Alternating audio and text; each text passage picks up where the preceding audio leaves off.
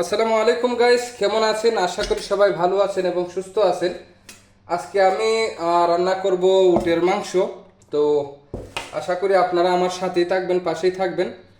প্রথমে আমি মাংসগুলো এটাকে জিদার বলে, यानी জিদার জাগাত, यानी জাগাত মানে প্রেসার কুকার, এটাকে প্রেসার কুকার বলা হয়। তো আমি এই জিদার দিয়ে আজকে উটের মাংসগুলা আমি রান্না করব ইনশাআল্লাহ।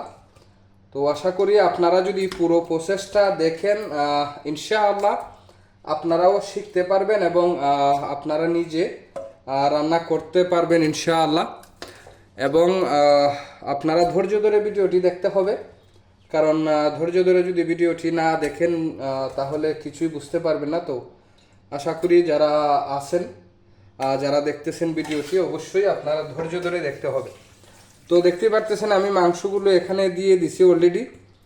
তো মাংসগুলো দিয়ে দেওয়ার পরে এখন যে মেন কাজটা যেটা হবে, প্রথমে এই যে আপনারা দেখতে পাচ্ছেন এখানে যেগুলো যতগুলো মশলা আছে আমি জাস্ট এগুলোই ব্যবহার করব। তো প্রথমে আমি দিয়ে দিলাম এটা আদা রসুন পেস্ট, আমি যেটা করে রেখেছিলাম আদা রসুন পেস্ট। তারপরে এই যে কাঁচামরিচগুলো দিয়ে দিলাম। তারপরে আমি পেঁয়াজগুলো দিয়ে দেবো, এই যে পেঁয়াজগুলো দিয়ে দিলাম।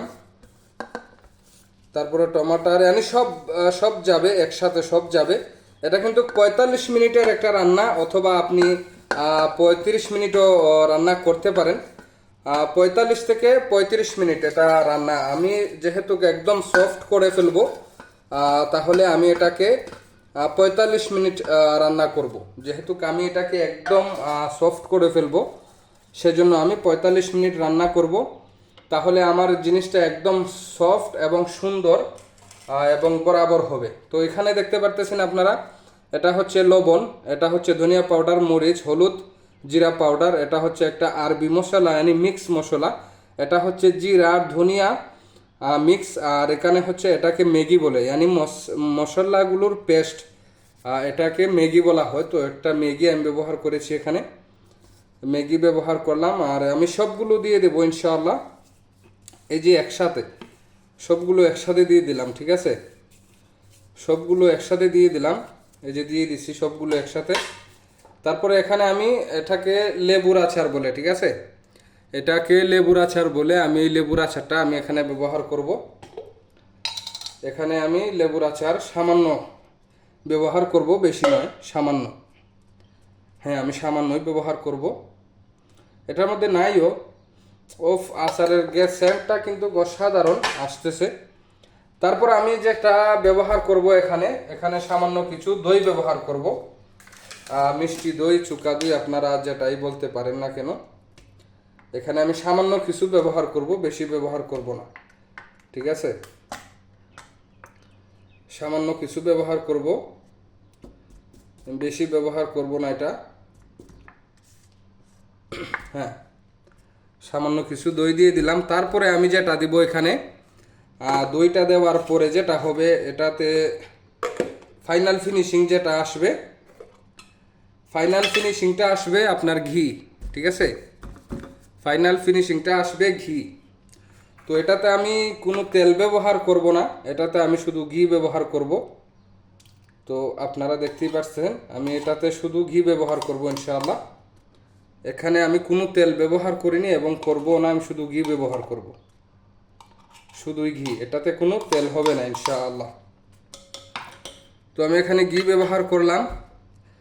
তো এখন যে কাজটা আমি করব সেটা হচ্ছে সামান্য কিছু সল্ট আমাকে ব্যবহার করতে হবে এখানে, টেস্টি সল্ট, সামান্য কিছু টেস্টি সল্ট আমাকে ব্যবহার করতে হবে।